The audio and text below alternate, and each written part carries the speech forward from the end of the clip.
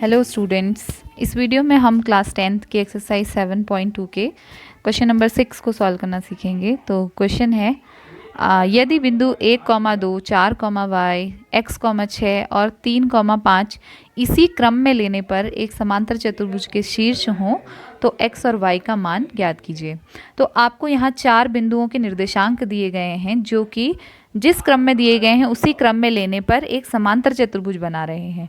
यानी कि अगर मैं एक फिगर बनाऊं समांतर चतुर्भुज का ABCD जिसका नाम है, तो A बिंदु 1,2, B बिंदु 4,y और C शीर्ष x, 6 और D शीर्ष 3,5 को दिखा रहा है। अब आपको x और y का मान ज्ञात करना है। तो देखिए इस प्रश्न को हम कैसे सॉल्व करेंगे।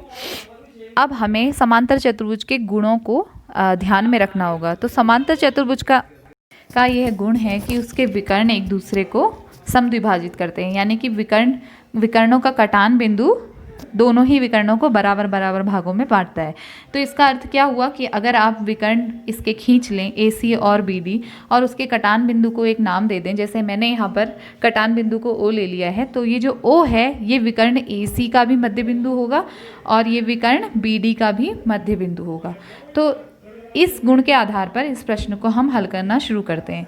तो देखिए बच्चों, अगर विकर्ण O AC का मध्य बिंदु है तो ये इसको 2 बराबर बराबर भागों में बांट रहा है। इसका मतलब AO भाग और OC भाग का अनुपात 1:1 होगा, क्योंकि दोनों भागों की जो दूरी है वो बराबर होगी, तो अनुपात 1:1 होगा। तो इसीलिए अगर हम विभाजन सूत्र से बिंदु O के निर्देशांकों को निकालें तो M1:M2 को 1:1 लेकर के हल कर सकते हैं। तो यही हम करेंगे। यहाँ पर हम AC विकर्ण के लिए मध्य बिंदु O के निर्देशांकों को हम निकालेंगे।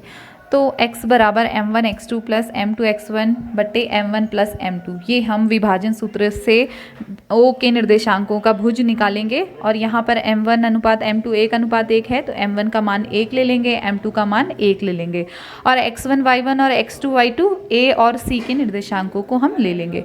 तो सभी मानों को जब हम रखेंगे, हल करेंगे, तो हमें मिलेगा x बराबर कैपिटल X बराबर 1 गुणा x धन 1 गुणा 1 बट्टे 1 धन 1, यानी कि x धन 1 बट्टे 2। तो यहाँ पर हमको विभाजन बिंदु का निर्देशांक जिसको हमने कैपिटल X लिया है वो मिलता है x धन 1 बट्टे 2। कैपिटल X हमने इसलिए लिया है क्योंकि हमको x, 6 स्मॉल x तो पहले से ही एक बिंदु का निर्देशांक दिया हुआ है। तो अगर आप x लेंगे जैसे फॉर्मूला में अभी तक ले रहे थे तो कन्फ्यूज़न हो जाएगा। इसीलिए आप विभाजन बिंदु के निर्देशांकों को कुछ अलग ले लीजिए। आप चाहें तो P और Q भी ले सकते हैं, हमने यहाँ पर x ले लिया।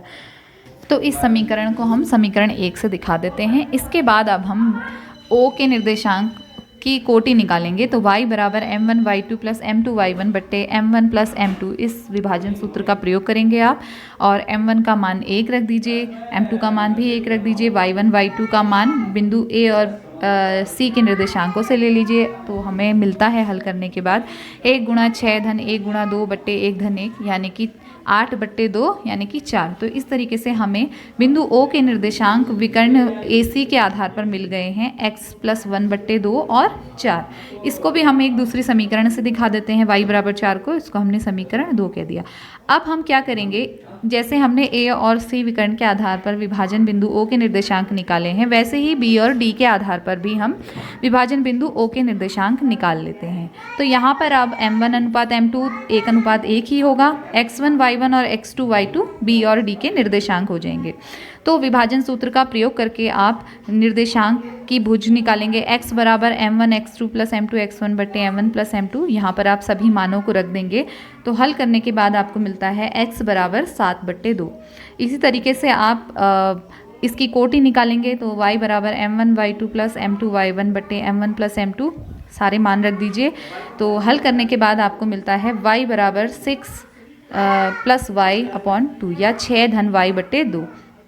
इसको आप एक चौथी समीकरण से दिखा दीजिए।